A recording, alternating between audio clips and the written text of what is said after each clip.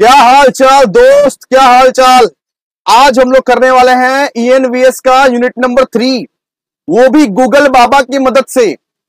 जो भी कंसेप्ट आज हम लोग पढ़ने वाले हैं ना, वो सारे कंसेप्ट का फोटो वीडियो सब गूगल बाबा की हेल्प से देखेंगे और एक एक करके पूरा का पूरा कंसेप्ट क्लैरिटी के साथ समझेंगे। ENVS का चैप्टर नंबर यूनिट नंबर 3, जिसका नाम है नेचुरल रिसोर्सेस। यस दोस्त, ये चैप्टर आपके लिए बहुत ही ज्यादा इंपॉर्टेंट है, इसीलिए मैं यहां पे ब्रैकेट में लिख रहा हूं इंपॉर्टेंट। फटाफट से लाइव चैट में जुड़िए। जब तक आप लाइव चैट में नहीं जुड़ेंगे, जब तक आप हाय हेलो नहीं बोलेंगे लाइव चैट में, तब तक हम ये लेक्चर स्टार्ट नहीं करेंगे। जल्दी से जुड़ जाओ भाई, क्योंकि आज बहुत धमाकेदार क्लास होने वाला है। आज एक एक कंसेप्ट को पढ़ेंगे भी, फोटो भी देखेंगे और समझेंगे भी, और गूगल बाबा का हेल्प भी लेंगे। चलिए, बहुत ज्यादा धमाकेदार वाला क्लास होने वाला है आज। फटाफट से जुड़ जाओ और भाई लाइक की तो बारिश हो जानी चाहिए। कॉलेज ग्रुप्स में फैला दो इस वीडियो को, फैलाओ, जल्दी जाओ और फैलाओ कॉलेज ग्रुप्स में। और यस दोस्त, अगर आपने अभी तक भी नोट्स डाउनलोड नहीं किया, ये बेहतरीन सुंदर सुंदर सा नोट्स यूनिट नंबर 3 तक ऑलरेडी हम लोग आज कवर करने वाले हैं। और ये यूनिट नंबर 3 का जो नोट्स आपने अगर डाउनलोड नहीं किया तो प्लीज जाइए टेलीग्राम चैनल पर जाके डाउनलोड कर लीजिए। हम लोग शुरू करने वाले हैं नेचुरल रिसोर्स। देखिए, हम आपके लिए सारा का सारा कलेक्शन करके लाए हैं। जितना भी कंसेप्ट आज पढ़ने वाले हैं, सबका फोटो वगैरह सब हम लोग गूगल बाबा के हेल्प से देखने वाले हैं। यस, रेडी हो सब? प्लीज लाइव चैट में लिख दीजिए रेडी हो, रेडी लिख दीजिए।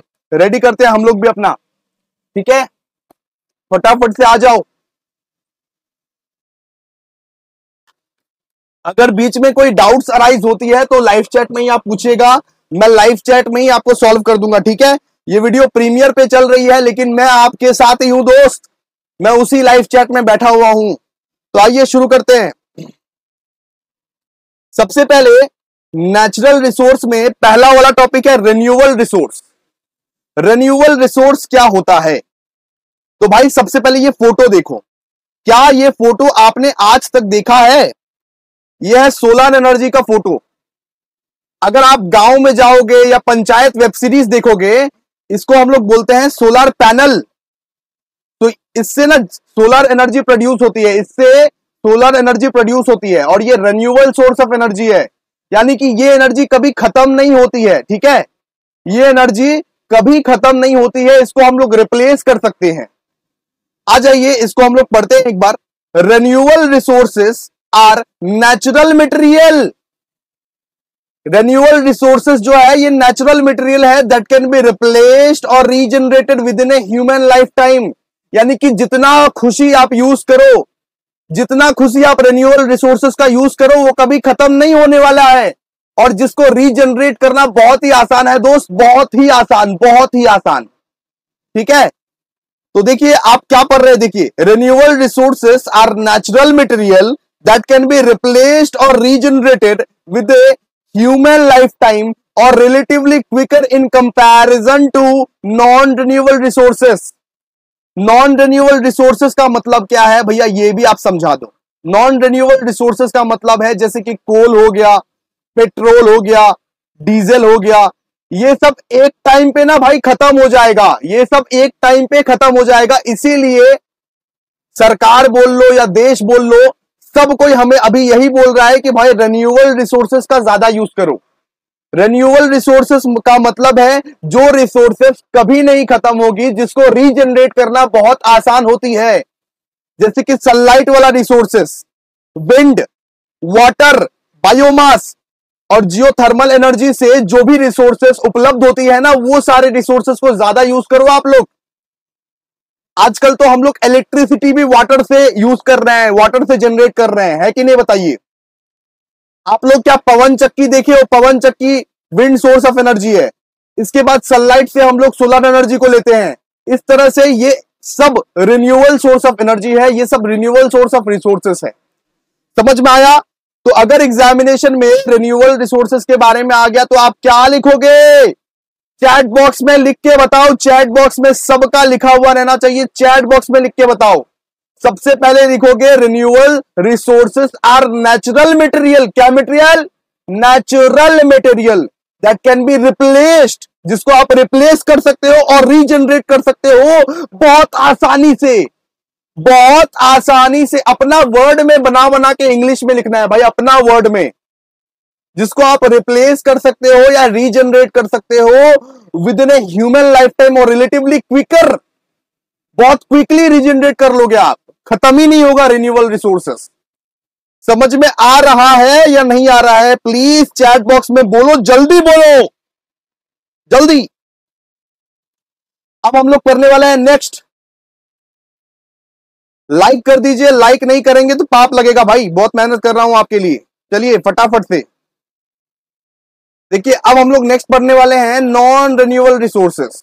क्या? Non renewable resources. वापस से, नॉन रिन्यूएबल रिसोर्सेस जो खत्म हो सकती है, जो रीजनरेट नहीं हो सकती है इतना ज्यादा क्विकर वे में। ठीक है, सिंपल सा बात है, इसका उल्टा लिख दो, नॉन रिन्यूएबल हो जाएगा। तो non renewable resources are natural substances that can not be easily replaced, जिसको आप इजिली रिप्लेस नहीं कर सकते हो, जिसको आप रीजनरेट नहीं कर सकते हो भाई, जो खत्म हो जाएगा एक पीरियड ऑफ टाइम के बाद, जो फाइनाइट है। फाइनाइट, फाइनाइट मतलब जो खत्म हो जाएगा।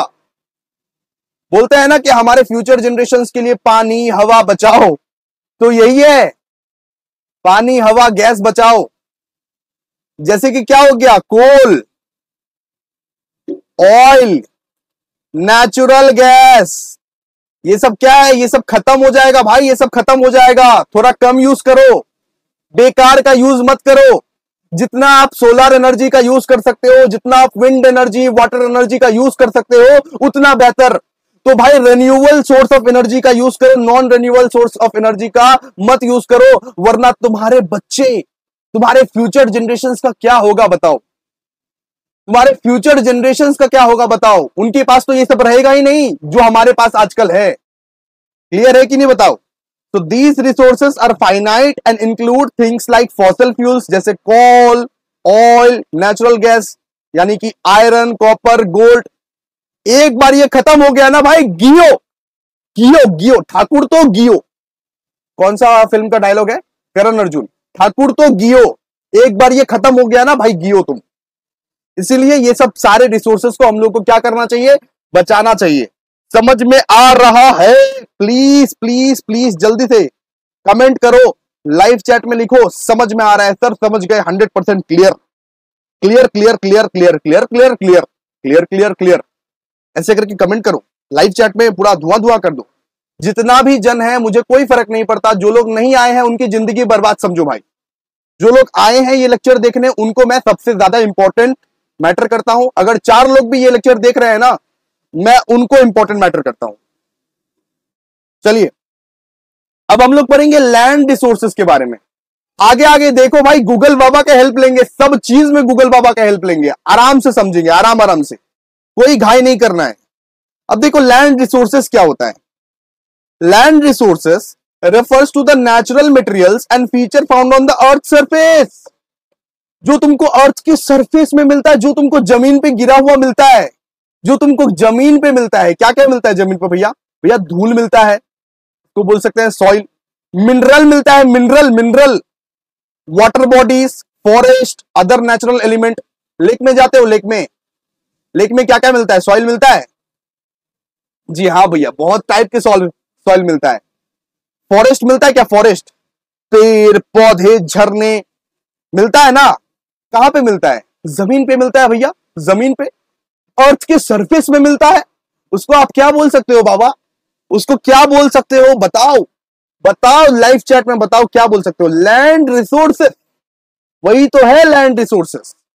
यही रिसोर्स बहुत इंपॉर्टेंट है। ये रिसोर्स अगर नहीं रहता ना, तो आपके पास खाना नहीं रहता। एग्रीकल्चर इसी रिसोर्सेस से होता है, माइनिंग भी इसी रिसोर्सेस से होता है, कंस्ट्रक्शन भी इसी सब रिसोर्सेस से होता है। समझे? बालू सीमेंट सबको बोल सकते हो आप लैंड रिसोर्सेस। जो भी बालू सीमेंट यूज कर रहे हो या तो फॉरेस्ट देख रहे हो आसपास, सब चीज को तो लैंड रिसोर्सेस बोलोगे। जो भी अर्थ सरफेस पे पाया जाता है उसको आप क्या बोलोगे मेरे दोस्त? बताओ ना। Land resources. ठीक है, समझ में आया क्या? तो आप क्या लिख सकते हो 2 मार्क्स का क्वेश्चन में, आप क्या लिख सकते हो बताइए? Land resources refers to the natural materials and features found on the earth surface including soil, minerals, water body, forest, other natural elements. 2-3 line का आप अपने से बना बना के भी लिख दोगे, बस की पॉइंट सेम रखना, इंग्लिश सेम रखना, इंग्लिश भूलभाल नहीं, ऐसा नहीं व्हाट डू आई फाई कुछ भी लगा दिए, ऐसा नहीं भाई, ऐसा नहीं। ठीक है, अब हम लोग इंपॉर्टेंट टॉपिक पढ़ने वाले हैं, लैंड डिग्रेडेशन। आइए लाइव चैट में दिखाइए, हाउ इज द जोश गाइस, हाउ इज द जोश? लिखो, कम से कम हाई तो लिख दो। आई सर, चलिए लैंड डिग्रेडेशन समझते हैं भाई। देख रहे हो ये इमेज आप देख रहे हो, दिख रहा है आपको? एक मिनट मैं आपको बढ़िया से दिखाता हूं ये इमेज। अब देखिए लैंड डिग्रेडेशन का मतलब क्या होता है? मतलब सिंपल सा बात है, मतलब कि जमीन का क्वालिटी जब फट जाती है, जमीन का क्वालिटी जब खराब हो जाती है, तो उसको आप क्या बोल सकते हो? Land degradation. इस तरह का इमेजेस आप देख सकते हैं अपने मोबाइल फोन्स में। आप देखिए, इसमें क्या कोई गाड़ी वाड़ी जा सकता है क्या? नहीं भैया, गाड़ी वाड़ी जाएगा तो गाड़ी फूट जाएगा। ठीक है, अब देखिए, आप देख रहे हो लैंड डिग्रेडेशन इसको बोलते हैं। जमीन का अपर वाला जो सरफेस है ना भाई, जमीन का अपर वाला सरफेस अगर फट जाए तो उसको क्या बोलोगे भाई तुम? Land degradation. उसको ही इंग्लिश में बना बना के लिखना है। देखिए, ध्यान से देखिए, ये आंटी देखिए कितना मेहनत कर रही है, कितना मेहनत से लेके जा रही है मटकी। आप लेके जा पाओगे बताइए? ये आंटी कितना मेहनत कर रही है। और यहां पे लैंड देखिए, लैंड का अपर सरफेस देखिए पूरा फट चुका है, पूरा खराब क्वालिटी का हो चुका है। तो इसको आप क्या बोल सकते हो? Land degradation. समझ में आ गया क्या? प्लीज समझ में आ गया क्या? लाइव चैट में बोलो, कमेंट बॉक्स में एक बार कमेंट कर दो, लाइक कर दो प्लीज। चलिए, तो land degradation refers to deterioration of the quality and productivity of land. मतलब कि एकदम क्वालिटी धुल हो गया, क्वालिटी लुल हो गया, लैंड का क्वालिटी लुल हो गया, पूरा खराब हो चुका है। अब उसमें प्रोडक्टिविटी नहीं हो सकता, अब उसमें फार्मिंग नहीं कर सकते हम लोग। सिंपल सा बात है, due to various human and natural activities. बहुत सारा ह्यूमन एक्टिविटीज की वजह से, नेचुरल एक्टिविटीज की वजह से लैंड डिग्रेडेशन होता है। हम लोग पढ़ेंगे, कोई दिक्कत नहीं है, कोई बात नहीं, हम लोग पढ़ेंगे क्यों होता है लैंड डिग्रेडेशन। समझ के रखो, फ्यूचर में काम आएगा। तो लैंड डिग्रेडेशन मतलब क्या? लैंड डिग्रेडेशन मतलब यही हो गया कि भैया लैंड का क्वालिटी खराब हो चुका है, लैंड का जो upper surface of the area है ना, वो एकदम खराब हो चुका है। अब उसमें कभी भी प्रोडक्टिविटी नहीं हो सकता, कभी भी फार्मिंग नहीं कर सकते। भैया ये क्यों होता है ये समझा दो। सबसे पहले तो भाई ये होता है डिफॉरेस्टेशन के वजह से। आप लोग जो दिन रात पेड़ को काटते हो, इसके वजह से होता है। पेड़ को काटोगे, बोलो काटोगे पेड़ को? नालायकों, हाँ लिखने वाले नालायक है सब। हाँ भैया, पेड़ को तो काटेंगे लेकिन उसके बदले 10 पेड़ लगा देंगे, ऐसा बोलो ना भाई, ऐसा बोलो। पेड़ को तो काटना पड़ेगा ही, लेकिन उसके बदले में 10 पेड़ लगा देंगे। नालायकों जैसे ऐसे हरकत मत करो, पेड़ को काट के उखाड़ के चले जाएंगे। नहीं भाई, अभी नहीं चलेगा, अभी ये सब नहीं चलेगा। अभी हम लोग को जिंदा रहना है थोड़ा देर, ठीक है? देखो मजाक करते रहते हो तुम यार, बहुत मजाक करते रहते हो। देखो, डिफॉरेस्टेशन के वजह से लैंड डिग्रेडेशन होता है। जब तक तुम पेड़ को उखाड़ के लेके चले जाओगे, तब तो लैंड डिग्रेडेशन होगा ही ना भाई, बिल्कुल उसी वजह से। इसके बाद ओवरगेजिंग। अब मान लो कि सारे के सारे एरिया में तो इंसान लोग बस गए, सारे के सारे एरियाज तो अभी अर्बनाइजेशन के और बढ़ता जा रहा है, तो वाइल्ड लाइफ कहां जाएंगे? वाइल्ड लाइफ के पास तो स्मॉल पीस ऑफ लैंड बचेगा ना। एनिमल लोग, वाइल्ड लाइफ के पास स्मॉल पीस ऑफ लैंड बचेगा ना। और उसी स्मॉल पीस ऑफ लैंड में अगर बहुत सारे वाइल्ड लाइफ इंगेज हो गए, उसी स्मॉल पीस ऑफ लैंड में अगर बहुत सारे वाइल्ड लाइफ एकदम भीड़ जमा दिए, तो बताओ कि लैंड डिग्रेडेशन होगा या नहीं होगा? लैंड डिग्रेडेशन होगा या नहीं होगा बताइए? जी बिल्कुल होगा। अगर आप वाइल्ड लाइफ को एक छोटा सा पीस ऑफ लैंड में आप रख रहे हो और वहां पे बहुत ज्यादा वाइल्ड लाइफ जमा हो चुके हैं, तो यहां पे क्या होता है, over grazing. Allowing livestock to over graze on land can deplete vegetation cover, leading soil erosion, यहां पे डिजिटिफिकेशन होगा और loss of habitat for wildlife. ठीक है, loss of habitat for wildlife. समझे कि नहीं समझे बताइए? ओवर गेजिंग समझे? यस भैया समझ गए। इसके बाद सॉइल इरोशन, सॉइल इरोशन अभी समझाने वाले हैं, बस ये पॉइंट याद रख लो अपने मन में। सॉइल इरोशन अभी के अभी हम लोग समझाने वाले हैं। इसको अभी समझाने में हम लोग टाइम वेस्ट नहीं करेंगे, बिकॉज पूरा का पूरा कंसेप्ट ही है सॉइल इरोशन पे। अब देखो भाई, एग्रीकल्चरल प्रैक्टिसेस, एग्रीकल्चरल प्रैक्टिसेस के वजह से भी लैंड डिग्रेडेशन होता है। बहुत लोग केमिकल फर्टिलाइजर का यूज करते हैं। तुम्हारे चचा, तुम्हारे पापा, तुम्हारे दादाजी, कोई ना कोई तो होगा ना एग्रीकल्चरल फील्ड में, वो लोग क्या करते हैं, केमिकल फर्टिलाइजर का यूज करते हैं जिससे उपजाऊ ज्यादा हो। मोनोकल्चर का यूज करते हैं, excessive use of chemical fertiliser, pesticides हो गया। अगर मान लो केमिकल फर्टिलाइजर का यूज करोगे बाबू, फर्टिलाइजर का यूज करोगे, तो वो सॉइल क्वालिटी को डिग्रेड कर देगा ना रे बाबा। सॉइल क्वालिटी को तो वैसे ही वो डिग्रेड कर देगा, खराब कर देगा सॉइल क्वालिटी को। बिल्कुल इस तरह से हो जाएगा। आप देख सकते हो, देख सकते हो कितना खराब लग रहा है लैंड डिग्रेडेशन, कितना खराब लग रहा है, देख सकते हो। ठीक है, इसके बाद अर्बनाइजेशन, अर्बनाइजेशन भी एक कॉज हो गया। सब अर्बन बनता जा रहा है, सब एकदम मॉडर्न दुनिया का बनता जा रहा है। अब जितना ज्यादा मॉडर्न दुनिया का आप बनोगे, उतना ज्यादा इंफ्रास्ट्रक्चर डेवलपमेंट होगा। इंफ्रास्ट्रक्चर डेवलपमेंट होगा, उतना ज्यादा लैंड का डिग्रेडेशन होगा भाई, उतना ज्यादा लैंड का डिग्रेडेशन होगा। समझ सकते हो? प्लीज आप लोग नहीं बोल रहे हो, एक भी कमेंट नहीं कर रहे हो। पहले कमेंट करो, उसके बाद लाइव चैट में बोलो क्लियर सर। पहले एक सुंदर सा कमेंट कर दो, उसके बाद लाइव चैट में बोलो क्लियर सर, फिर ही तो आएगा ना ऐसे ऐसे वीडियोस। बताइए कितना इंटरेक्टिव वे में पढ़ा रहा हूं। देखो, अर्बनाइजेशन में क्या होता है, expansion of cities and infrastructure development can lead to the soil sealing, fragmentation of the natural habitats and pollution of the land to water bodies. भाई बना बना के लिखना है, लेकिन पूरा पूरा जो पॉइंट्स है ना, पॉइंट्स का मतलब चेंज मत करना। ठीक है, समझ में आ गया तुमको? समझ में आ गया? ये 5 मार्क्स का आ सकता है, किंतु land degradation and it causes 5 marks का आ सकता है भाई। ठीक है, आप लोगों को ईएनवीएस का पैटर्न तो पता है ना? सुनिए, 1 मार्क्स का 10 तो एमसीक्यू आएगा। ठीक है, इसके बाद 2 मार्क्स का 10 तो आपका एसक्यू आएगा, और यहां पे हो गया 30, और 5 मार्क्स का 4 क्वेश्चन आएगा। 5 मार्क्स का 4 क्वेश्चन आएगा। तो भाई लैंड डिग्रेडेशन जो पढ़ा है ना, वो 5 मार्क्स के लिए इंपॉर्टेंट है। अब देखिए, सॉइल इरोशन भी 5 मार्क्स के लिए इंपॉर्टेंट है। आइए, सॉइल इरोशन क्या होता है, अब इसके बारे में देखते हैं।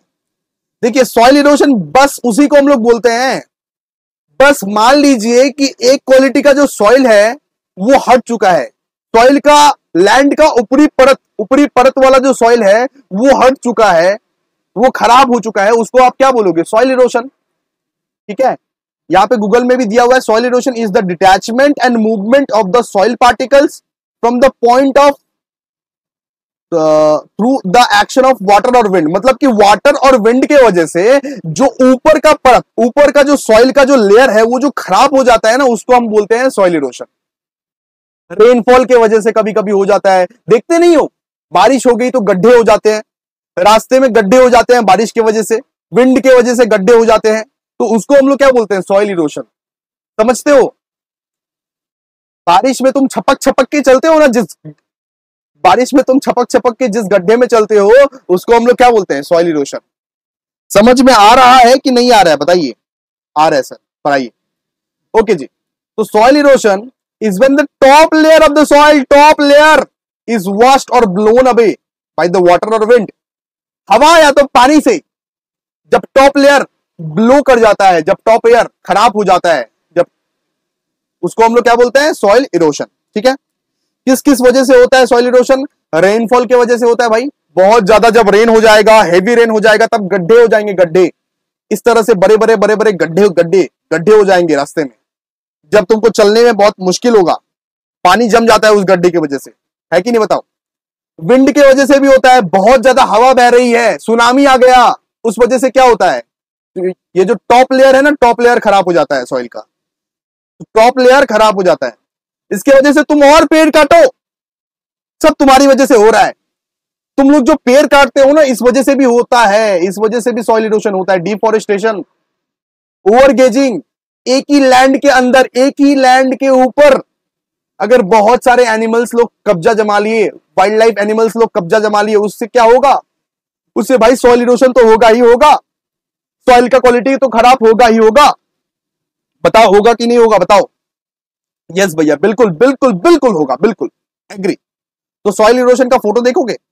देखो सॉइल इरोशन का फोटो, देखो ये आदमी, देखो इस तरह से होता है सॉइल इरोशन, इस तरह से होता है। लैंड डिग्रेडेशन और सॉइल इरोशन में बहुत सिमिलरिटी है, लेकिन लैंड डिग्रेडेशन का मतलब है पूरा का पूरा लैंड ही डिग्रेड कर दिया है, और सॉइल इरोशन का मतलब है सिर्फ टॉप लेयर गायब है, सिर्फ टॉप लेयर गायब है, सिर्फ टॉप लेयर गायब है। और किसके वजह से? पानी और हवा के वजह से, पानी और हवा की वजह से। अब देखो ये इंसान यहाँ पे खड़ा हुआ है, ये सोच रहा है कि हम कूदू या नहीं कूदू। अब ये फिर सोच रहा है, इतना ज्यादा कंफ्यूज हो गया, कूदू या नहीं कूदू। फिर सोच रहा है इतना छोटा। आइए अब हम लोग पढ़ेंगे डेजर्टिफिकेशन। क्या? वापस से रिपीट कीजिए, डेजर्टिफिकेशन, डेजर्टिफिकेशन। तो यहाँ पे लिखा हुआ है desertification means turning land into desert. अगर लैंड डेजर्ट में बदल जाता है, डेजर्ट देखे हो कभी? क्या वो कच्छ वच्छ देखे हो? कच्छ वच्छ का मतलब कि डेजर्ट, या रेगिस्तान का डेजर्ट, राजस्थान का डेजर्ट, उसको बोलते हैं डेजर्टिफिकेशन। ठीक है, एक नॉर्मल सा लैंड है, अगर वो डेजर्ट में कन्वर्ट हो जाता है तो उसको क्या बोलते हैं? डेजर्टिफिकेशन। तो it happens when land losses it's fertility. अगर लैंड फर्टिलिटी लूज कर दे अपना, उस केस में होता है। लैंड ड्राई हो जाए, उस केस में होता है often due to the factor like overgrazing, deforestation, drought. Overgrazing, deforestation, drought की वजह से भी डेजर्टिफिकेशन होता है। मतलब कि एक नॉर्मल सा अच्छा लैंड डेजर्ट बन गया, उधर फार्मिंग नहीं हो सकता, उधर सिर्फ डेजर्ट ही डेजर्ट रहेगा। ठीक है, समझ में आ रहा है तुम लोगों को? कि ऐसे ही बोल रहे हो कि हाँ भैया सब समझ में आ रहा है? तुमको बोल रहे हैं, सर्च करके दिखाते हैं डेजर्टिफिकेशन क्या है। डेजर्टिफिकेशन, अब देखो इस तरह से क्रिएट हो जाता है, देखो इस तरह से क्रिएट हो जाता है। ठीक है, अगर लैंड सही तरह से नहीं रहा, लैंड मान लो डिग्रेडेशन कर दिया या सॉइल इरोशन हो गया, उस वजह से इस तरह से डेजर्टिफिकेशन क्रिएट हो जाता है। समझे कि नहीं समझे? जो लोग घाई घाई करके आए हैं, जो लोग बहुत जल्दबाजी में आए हैं, भाई भाग जाओ, तुरंत के तुरंत चले जाओ, गुस्सा मत दिलाओ, क्योंकि हम लोग बहुत धीरे धीरे कंसेप्ट समझने वाले। इस तरह से डेजर्ट क्रिएट हो जाता है, इस तरह से डेजर्टिफिकेशन होता है। समझे? समझ में आया कुछ? देखो पूरा प्रैक्टिकल सिखा रहे हैं। आइए अब हम लोग सीखेंगे फॉरेस्ट रिसोर्सेस क्या होता है, फॉरेस्ट रिसोर्सेस क्या होता है और इसका इंपॉर्टेंस क्या होता है, forest resources and its importance. आइए, तो forest resources refers to the valuable things get from the forest, wood, plant, animal। जो भी चीज तुमको फॉरेस्ट से मिलता है, जैसे लकड़ी, प्लांट, एनिमल्स, क्लीन वाटर, उसको हम लोग क्या बोलते हैं? Forest resources. जो भी चीज तुमको फॉरेस्ट से मिलता है उसको क्या बोलोगे? Forest resources. समझ में आ रहा है? तो forest provides many benefits to people and the environment. जी बिल्कुल, ऑफ कोर्स, इसीलिए तो आप लोग लेक जाते हो, रोज 4 बजे हाथ पकड़ के लेक जाते हो, इसीलिए क्योंकि बेनिफिट पहुंचाता है ना आपको। तो देखिए फॉरेस्ट रिसोर्सेज से हम लोग को क्या क्या मिलता है? Wood, plant, animal, clean water. ठीक है, चलिए समझे? Forest provides many benefits to the people, to the environment. मतलब कि क्या क्या बेनिफिट्स पहुंचाता है फॉरेस्ट रिसोर्सेस? ऑक्सीजन देता है हम लोगों को, वुड देता है, लकड़ियां देता है, तभी तो वो लकड़ी को तुम जलाते हो, सिंपल सा बात है। फर्नीचर बनता है उसी लकड़ी से, सिंपल सा बात है। उसके बाद बायोडाइवर्सिटी, बायो क्या? अरे biodiversity, forest are home to a wide variety of plants and animals. मतलब कि सिंपल सा बात है, वातावरण तुमको मिलेगा, वहां पे इकोसिस्टम देखने को मिलेगा, क्लीन वाटर भी मिलेगा और क्लाइमेट रेगुलेशंस भी मिलेगा। ये सब पढ़ लेना, बहुत इजी है, बहुत इजी है, 2 क्लास का बच्चा लोग भी पढ़ लेगा इसको। इसके बाद हम लोग पढ़ेंगे डिफॉरेस्टेशन। डिफॉरेस्टेशन मतलब क्या होता है? आ जाओ डिफॉरेस्टेशन समझते हैं। डिफॉरेस्टेशन मतलब तुम देख लो एक बार, इस तरीके से तुम पेड़ को काटते हो, देख रहे हो दया, इस तरह से तुम पेड़ को काटते हो तो डिफॉरेस्टेशन क्रिएट हो जाता है। ठीक है, अब बताओ, इसको देख के भी अगर तुमको दया नहीं आ रहा है ना, तो तुम्हारा दिल पत्थर का है मेरे दोस्त, पत्थर का है। इस तरीके से एकदम ज्यादा से ज्यादा तुम डिफोरेस्टेशन कर रहे हो इस वजह से। भैया आप नहीं कर रहे हो क्या? नहीं भाई, मैंने तो आज तक पेड़ नहीं काटा, मैंने तो नहीं काटा, मैंने तो कोई पेड़ नहीं काटा आज तक, सॉरी। आप लोग काटते होंगे, आप लोग शायद पार्ट टाइम में काटते होंगे, मतलब कि दिन में सेमेस्टर 1 का पढ़ाई, रात में पेड़ काटो। सॉरी, मजाक कर रहा हूं यार, मजाक कर रहा हूं। आ जाओ। तो deforestation means cutting down trees and clearing forest. इसका मतलब क्या है? Cutting down trees and clearing forest. It happens when forest are removed to make space like agriculture, urban development और लॉगिंग। ऑफ कोर्स एग्रीकल्चर का space बनाना है आपको तो पेड़ तो काटना पड़ेगा ना। इसके बाद घर बनाना है आपको वहां पे तो पेड़ तो काटना पड़ेगा। लॉगिंग करना है तो पेड़ तो काटना पड़ेगा, सिंपल सा बात है। फर्नीचर बनाना है, पेड़ काटना पड़ेगा। तो हर वो इंपॉर्टेंट काम तो वो डिफोरेस्टेशन करके ही होता है। एग्जाम का जो पेपर है जो पेजेस में आप लिखते हो वो भी तो पेड़ काट के ही होता है। भैया एग्जाम ना दे इसके लिए, अरे मजाक मत करो, एग्जाम तो होकर रहेगा, एग्जाम तो होकर रहेगा। चलो, causes of deforestation, causes of deforestation. अब हम लोग कारण पढ़ने वाले हैं कि भैया क्या कारण है, किस वजह से पेड़ कट रहा है। तो आओ सुनो। एग्रीकल्चर की वजह से, सिंपल सा बात है। लॉगिंग की वजह से, भाई इतना ज्यादा तुम पेड़ काट के लेके जा रहे हो, पेपर बना रहे हो पेड़ काट के, फिर नहीं होगा। इसके बाद अर्बनाइजेशन की वजह से, लोग अब ना फॉरेस्ट को क्लियर कर रहे हैं टू बिल्ड सिटीज बनाने के लिए, ठीक है। इसके बाद माइनिंग की वजह से भी होता है, इंफ्रास्ट्रक्चर डेवलपमेंट की वजह से भी होता है, और फॉरेस्ट फायर्स की वजह से भी होता है। 6 पॉइंट्स याद कर लेना, ये बहुत इंपॉर्टेंट है, ये 5 मार्क्स का आएगा। किंतु सबसे पहले तो भाई डिफोरेस्टेशन का मतलब, इसके बाद कॉजेस ऑफ डिफोरेस्टेशन। एग्रीकल्चर की वजह से डिफोरेस्टेशन हो रहा है, लॉगिंग कर रहे हो, बहुत सारा ट्रीज को काट के लेके जा रहे हो दूसरे पर्पसेस के लिए, जैसे कि पेपर बनाना है, फर्नीचर बनाना है, तो वो डिफोरेस्टेशन क्रिएट करता है। अर्बनाइजेशन, भैया नया नया जगह पे जाएंगे, घर बनाएंगे, पेड़ वेड़ काट के घर बनाएंगे, उस केस में तो होगा ही डिफोरेस्टेशन। माइनिंग की वजह से भी होता है ना। इंफ्रास्ट्रक्चर, मतलब अगर मान लो इंफ्रास्ट्रक्चर डेवलपमेंट करना है, उस केस में भी होगा, जैसे कि construction of dams, power plants and other infrastructural project. And forest fires की वजह से भी होता है, कभी कभी जंगल में आग लग जाती है, कभी कभी जंगल में आग लग जाती है और अचानक ही सारे के सारे पेड़ जल जाते हैं, सारे के सारे पेड़ जल जाते हैं, उस केस में भी होता है, ठीक है। इसका कॉन्सिक्वेंसेस क्या क्या भुगतना पड़ता है, ये तो समझ में आ गया कि भाई डिफोरेस्टेशन क्यों हो रहा है और डिफोरेस्टेशन क्या है, लेकिन इसके कॉन्सिक्वेंसेस क्या क्या भुगतने पड़ते हैं एक इंसान को, एक एनिमल को, एक लिविंग थिंग को, समझो ध्यान से।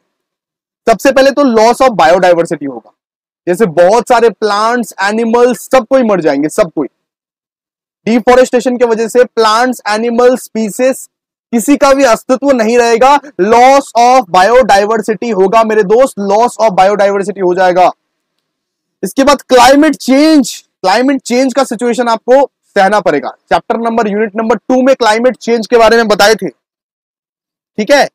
जितना ज्यादा आप पेड़ काटोगे भाई, जितना ज्यादा आप पेड़ काटोगे दोस्त, उतना ज्यादा क्लाइमेट चेंज आपको देखने को मिल सकते हैं, ओके।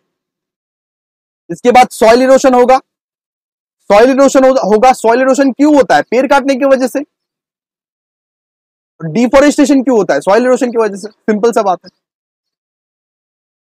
इसके बाद वाटर साइकिल का डिसरप्शन होगा यहां पे, है ना। तो ये सब आप पढ़ लोगे। कंसिक्वेंसेस 4 दिए हैं, और भी पढ़ लो। Loss of habitat, deforestation destroys the homes of many plants and animals leading the habitat loss and engagement of species. मतलब स्पीसीज कहां रहेंगे, प्लांट्स कहां रहेंगे, एनिमल कहां रहेंगे, सबका घर तो तुमने छीन लिया। वाइल्ड लाइफ कहां रहेंगे? अगर तुम जंगली हटा दोगे तो वाइल्ड लाइफ कहां रहेंगे बताओ। इसीलिए तो ओवरगेजिंग हो रहा है। इंक्रीज्ड फ्लडिंग, फ्लड्स इंक्रीज हो जाएगा, इसके बारे में मैं समझाऊंगा, फ्लड के बारे में भी मैं समझाऊंगा, रुकिए जरा ठहरिए, सब कुछ समझाऊंगा मैं। अच्छा, सबसे पहले समझ लेते हैं कि डिफोरेस्टेशन का रेमेडियल मेजर्स क्या क्या है। डिफोरेस्टेशन का रेमेडियल मेजर्स क्या क्या है, मतलब क्या क्या कर सकते हैं जिससे डिफोरेस्टेशन ना हो, क्या क्या कर सकते हैं जिससे डिफोरेस्टेशन ना हो। सिंपल सा बात है, रिफॉरेस्टेशन। रिफॉरेस्टेशन का मतलब है कि अगर एक पेड़ हटाओ, एक पेड़, मैं हिंदी में लिख रहा हूं, एक पेड़ हटाओ 10 पेड़ लगाओ। एक पेड़ हटाओ तो 10 पेड़ लगाओ, यही एक सोल्यूशन है। रिफॉरेस्टेशन आप कर सकते हो, नॉर्मली कर सकते हो कि नहीं? अगर आपके वजह से एक पेड़ हटा है तो 10 पेड़ लगाओ उसके बदले में। इसके बाद सस्टेनेबल लॉगिंग प्रैक्टिसेस, मतलब इस तरह से करो कि मैनेज हो जाए किसी भी तरीके से, लिमिटेड से लिमिटेड पेड़ से ना मैनेज हो जाए। सस्टेनेबल पेड़ बनाओ एक ऐसा, मतलब कि सस्टेनेबल चीजें ऐसे बनाओ जो सस्टेन करे बहुत सालों तक, जिसके लिए बार बार ना पेड़ काटना पड़े, जिसके लिए बार बार पेड़ ना काटना पड़े। कुछ ऐसा चीज डेवलप करो ना नॉर्मली, इसका मतलब ये है, ठीक है। इसके बाद एग्रो फॉरेस्ट्री पढ़ लीजिए। एग्रो फॉरेस्ट्री मतलब क्या है? Integrating trees into agricultural landscape, मतलब कि ट्रीज तो रहेगा ही, साथ में एक एग्रीकल्चर का फार्म भी बना लो। ट्रीज के साथ ही एग्रीकल्चर फार्म को इंटीग्रेट कर दो, मतलब एक तरफ फार्म भी रहेगा, एक तरफ ट्री भी रहेगा, तो क्या हो जाएगा? Agro forestry. एग्रो फॉरेस्ट्री मतलब बहुत बार ऐसे देखने को मिला है ना, बहुत बार फार्मर्स लोग क्या कर देते हैं, पेड़ को काट देते हैं एग्रीकल्चर लैंड बनाने के लिए, एग्रीकल्चरल लैंड बनाने के लिए। तो वो चीज मत करो ना भाई, एग्रीकल्चरल लैंड भी मेंटेन कर लो और साइड साइड में पेड़ भी रखो। इससे क्या हो जाएगा? एग्रो फॉरेस्ट्री मेंटेन हो जाएगा, ठीक है। इसके बाद सबको अवेयर करवाओ। बहुत लोग तो इलिटरेट है, पता नहीं है कि पेड़ काटने के कंसिक्वेंसेस क्या क्या होते हैं। बहुत गांव में लोग ऐसे हैं जो पेड़ एकदम धराधर काट रहे हैं, अरे कुछ नहीं होगा, वापस उग जाएगा। नहीं भाई, दिक्कत हो रहा है, दिक्कत, बहुत दिक्कत हो रहा है।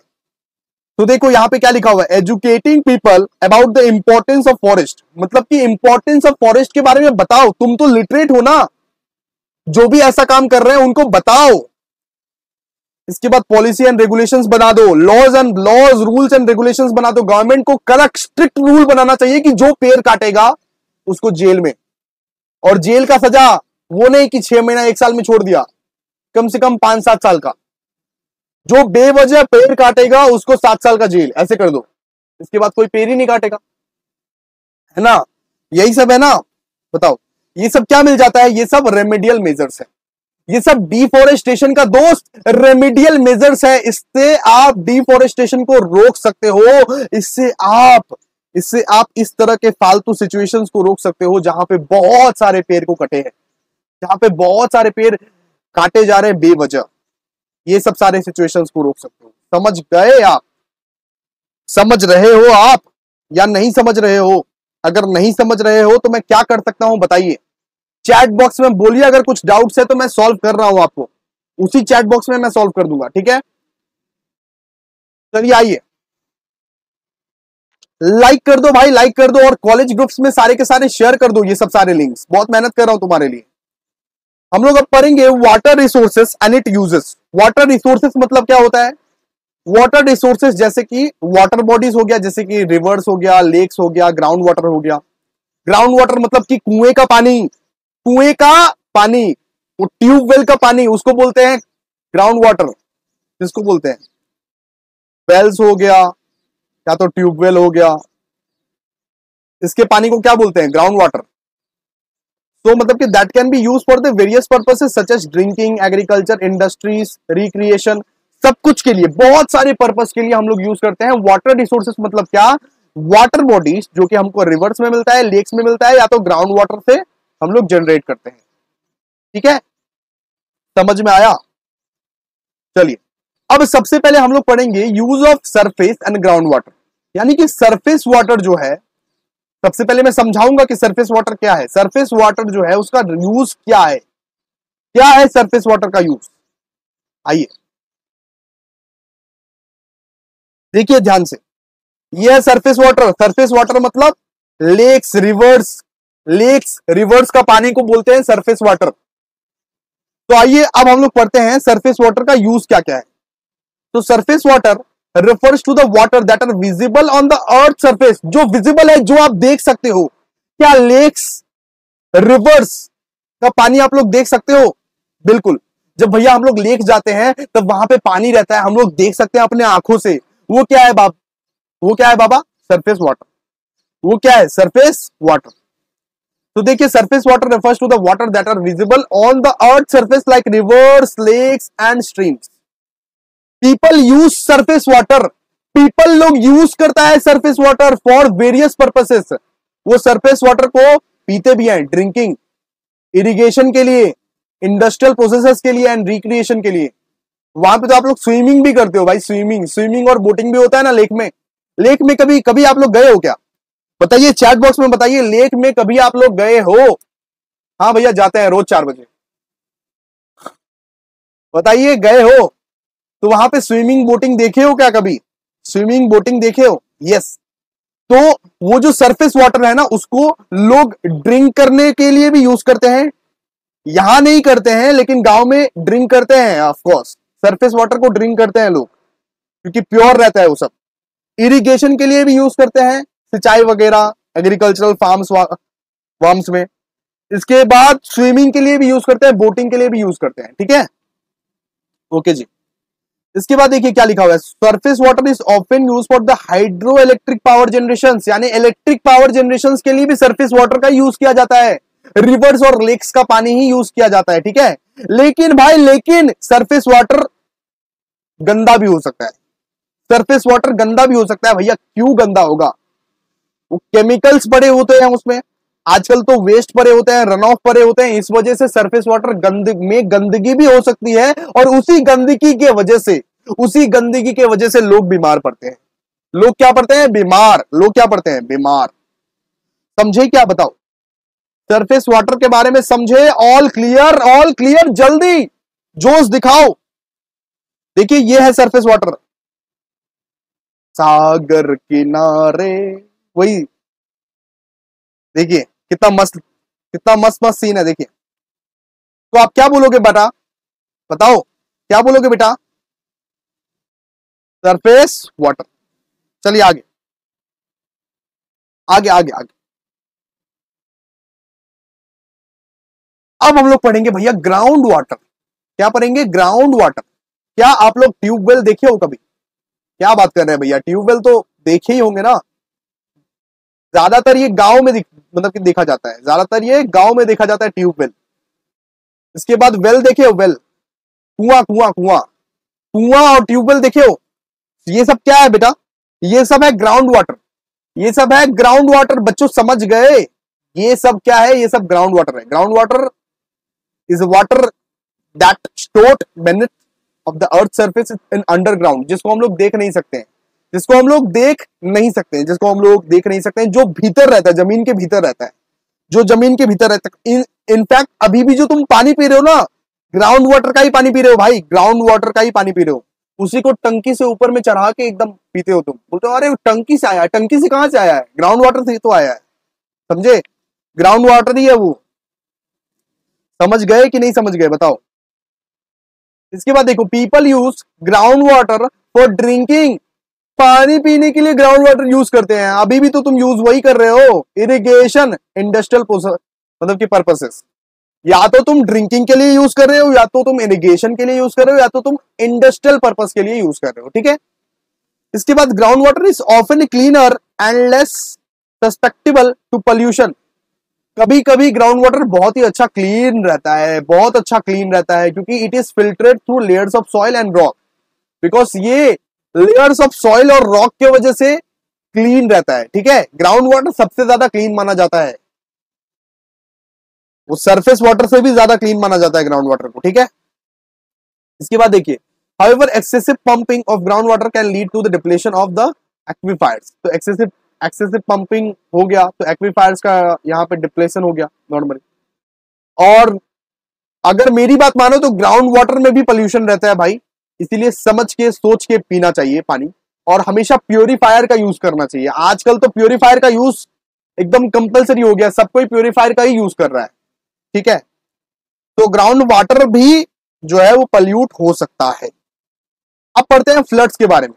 किसके बारे में भैया? फ्लड्स। आइए फ्लड्स दिखाते हैं भैया। देखो, डूब गए, पूरी नगरी डूब गई। जब ओवरफ्लोइंग ऑफ वाटर होता है ना सिटीज में या हर जगह पे, जब वाटर का ओवरफ्लोइंग होता है तब उसको क्या बोलते हो? फ्लड। उसको क्या बोलते हो बेटा? फ्लड। फ्लड जल्दी बताओ। फ्लड। देखो फ्लड हो गया पूरा। होता है कि नहीं? हर साल ही होता है। इंडिया में तो बहुत कॉमन है भाई, इंडिया में तो बहुत कॉमन है। इंडिया में तो वैसे ही जम जाता है पानी। देखो कितना मुश्किल हो रहा है। देखो इस तरह के किस क्या सिचुएशंस आपने देखे हैं? देखो गाड़ी डूब गई, साइकिल डूब गया, घर डूब गया। तो ये सब किसके वजह से होता है? ये सब फ्लड्स के वजह से होता है। किसके वजह से? फ्लड के वजह से।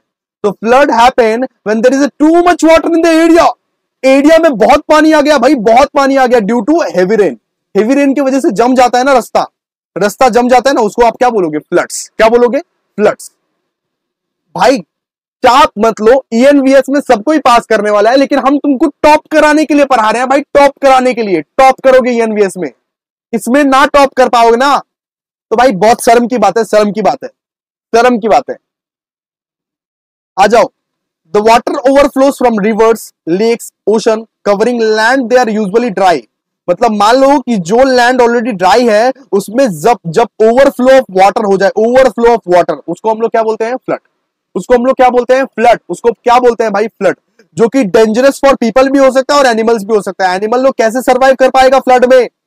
पीपल लोग कैसे सर्वाइव कर पाएगा फ्लड में? बताइए। ठीक है, सो फ्लड के बारे में आप लोग समझ गए।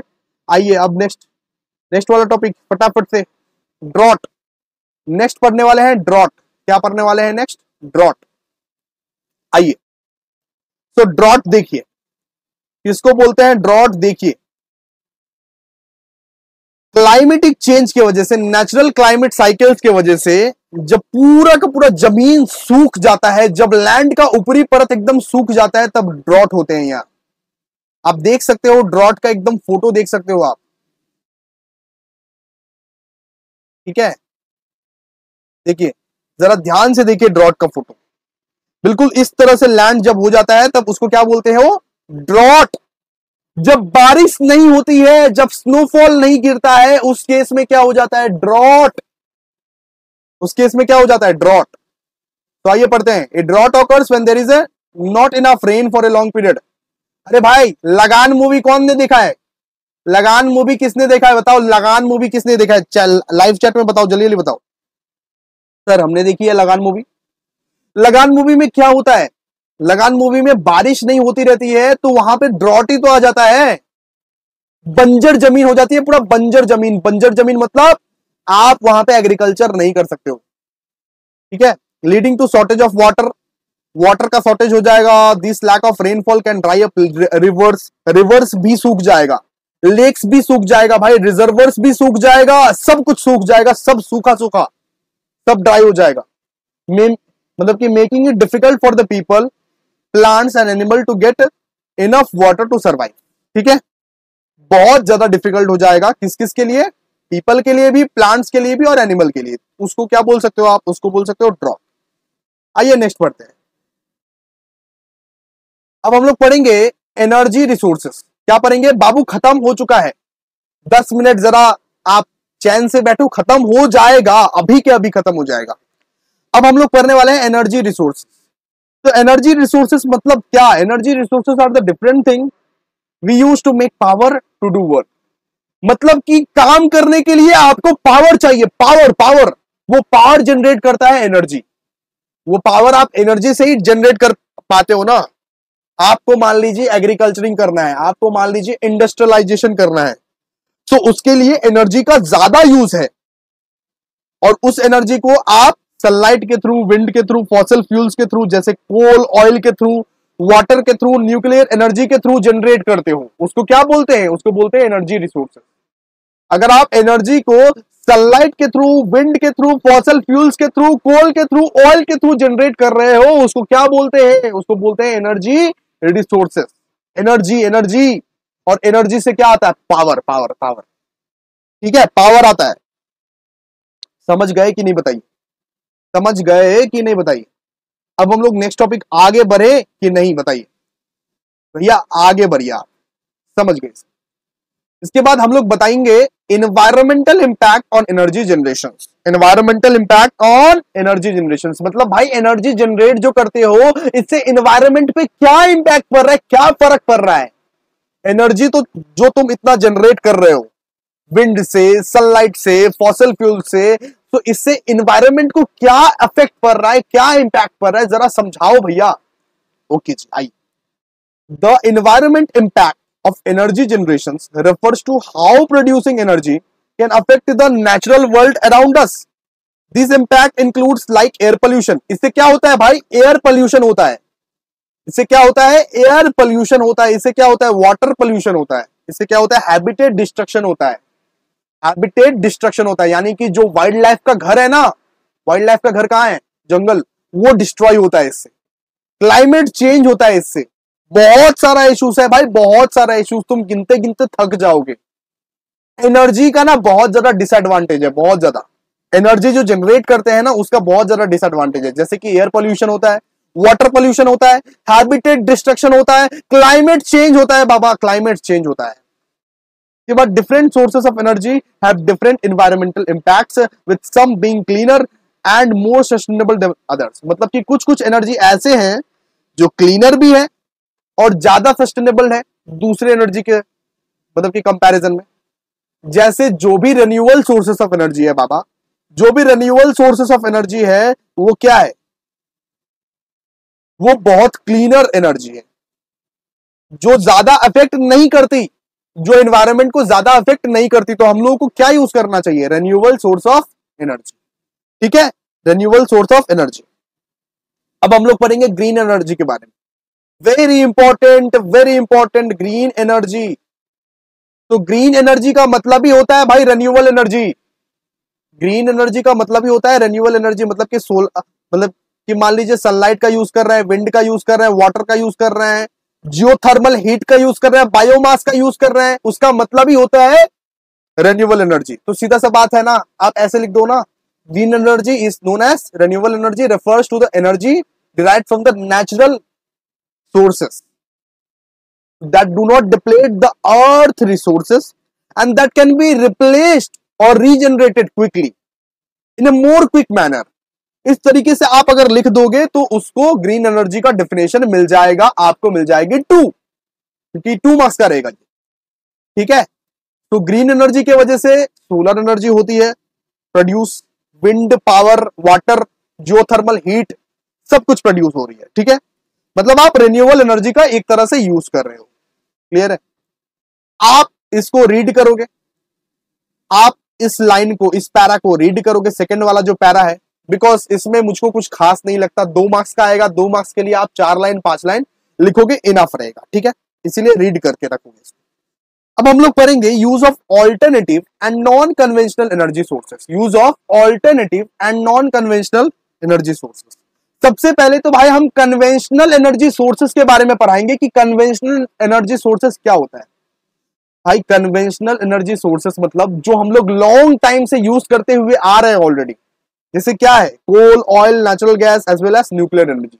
उसको क्या बोलोगे आप, उसको बोलोगे भैया कन्वेंशनल एनर्जी। कन्वेंशनल एनर्जी मतलब जो एनर्जी को हम लोग लॉन्ग टाइम से यूज करते हुए आ रहे हैं, जो ट्रेडिशनल एनर्जी बन चुकी है, जो ट्रेडिशनल सोर्स ऑफ एनर्जी बन चुकी है, जैसे कि क्या, जैसे कि मान लो coal, oil, natural gas as well as nuclear energy, उसको आप क्या बोल सकते हो, conventional energy sources. Non conventional क्या हो गया भैया, फिर नॉन कन्वेंशनल हो गया भाई रिन्यूएबल एनर्जी, रिन्यूएबल एनर्जी। ठीक है, रिन्यूएबल एनर्जी मतलब क्या हो गया, जैसे कि सोलर एनर्जी का आप यूज कर रहे हो, विंड एनर्जी का, हाइड्रो पावर का, जियोथर्मल एनर्जी का, और क्या बताऊं, बताओ, they are the newer source of energy that are more environment friendly, जो बहुत ज्यादा इन्वायरमेंट फ्रेंडली है, जो सस्टेनेबल एनर्जी है, उसको क्या बोलते हो, non conventional energy sources. Non conventional energy sources, तो ये बहुत कुछ फायदे भी पहुंचाता है आप लोगों को। ठीक है, तो इसके बारे में आप पढ़ लेना, इस लास्ट वाला पैराग्राफ को तो रीड कर लेना, और हम तो सब कुछ पढ़ा ही दिए आप लोगों को नॉन कन्वेंशनल और कन्वेंशनल के बारे में। अब हम लोग पढ़ेंगे ग्रीन एनर्जी टाइप्स। तो ग्रीन एनर्जी का क्या क्या टाइप होता है भाई, ग्रीन एनर्जी का मतलब ही तो होता है रिन्यूएबल एनर्जी। इसका मतलब क्या, solar energy, energy from sunlight. Wind energy हो गया, जैसे कि पवन चक्की, पवन चक्की किसी ने देखा है, पवन चक्की किसी ने देखा है? चलो मैं दिखाता हूं पवन चक्की, आ जाओ भैया, कोई भी कसर हम छोड़ेंगे नहीं, आपके लिए सब कुछ करेंगे। चलिए विंड एनर्जी, विंड एनर्जी दिखाते हैं, विंड एनर्जी देख के जाओ, देख के जाओ पवन चक्की किसको बोलते हैं, देख के जाओ। इस तरह से आप देखे हो, विंड एनर्जी इसको बोलते हैं पवन चक्की, हिंदी में बोलते हैं पवन चक्की। आप लोग प्लीज बंगाली में बोल दीजिएगा, এখানে যারা যারা বাংলা ভাষী প্লিজ উইন্ড এনার্জির একটু বেঙ্গলি ভার্সনটা লাইভ चैटे बोलो, सॉरी। ओके, इसके बाद देखिए हाइड्रो पावर, हाइड्रो पावर भी एक ग्रीन एनर्जी टाइप्स है। हाइड्रो पावर मतलब क्या है, फ्लोटिंग वाटर, जिससे वाटर से हम लोग इलेक्ट्रिसिटी प्रोड्यूस कर सकते हैं, जिससे हम लोग वाटर से, रिवर से इलेक्ट्रिसिटी हम लोग जनरेट कर सकते हैं, उसको क्या बोलते हैं, हाइड्रो पावर। और एक आता है जियोथर्मल एनर्जी, जियोथर्मल एनर्जी, ठीक है, जो हीटिंग पर्पसेस के लिए यूज किया जाता है, जो इलेक्ट्रिसिटी जनरेट करने के लिए और हीटिंग पर्पसेस के लिए यूज किया जाता है, इसको बोलते हैं हम लोग जियोथर्मल एनर्जी। और ये ग्रीन एनर्जी के टाइप से, यानी कि रिन्यूएबल एनर्जी के टाइप से। चलिए आइए, आपको इतना तक समझ में आ गया। जस्ट लास्ट टॉपिक हमारा है, लास्ट टॉपिक, आइए natural resource accounting, last topic, आज का लास्ट टॉपिक। ध्यान दे दो दोस्त, ध्यान दे दो। तो नेचुरल रिसोर्स अकाउंटिंग का मतलब क्या है? सबसे पहले भाई अकाउंटिंग का मतलब क्या होता है, मैं आपसे पूछना चाहता हूं भाई, अकाउंटिंग का मतलब क्या होता है? सिर्फ कॉमर्स वाले से पूछा हूं, आर्ट्स वाले, साइंस वाले देख रहे हैं तो आप लोग से नहीं पूछा हूं, मैं कॉमर्स वाले से पूछता हूं। भैया अकाउंटिंग का मतलब है हिसाब लगाना, हिसाब। तो भाई सिंपल सा बात है, नेचुरल रिसोर्सेस का भी हम लोग हिसाब लगाते हैं। इधर कितना पेड़ बचा हुआ है, कितना फॉरेस्ट बचा हुआ है, कितना मिनरल बचा हुआ है, कितना वाटर बचा हुआ है, कितना लैंड बचा हुआ है, सबका हिसाब अगर लगा रहे हैं तो उसको क्या बोलेंगे, नेचुरल रिसोर्स अकाउंटिंग। समझा कि नहीं, भेजे में बात गई कि नहीं, बताओ। तो natural resource accounting is the method to measure and track the contribution of natural resources to a country's economy. मतलब मापना, सीधा सा बात है, हिसाब लगाना कि कितना नेचुरल रिसोर्सेज बचा हुआ है हमारे कंट्री में। It involves quantifying the value of natural resources such as forest, mineral, water, land, assessing the role of economic activities.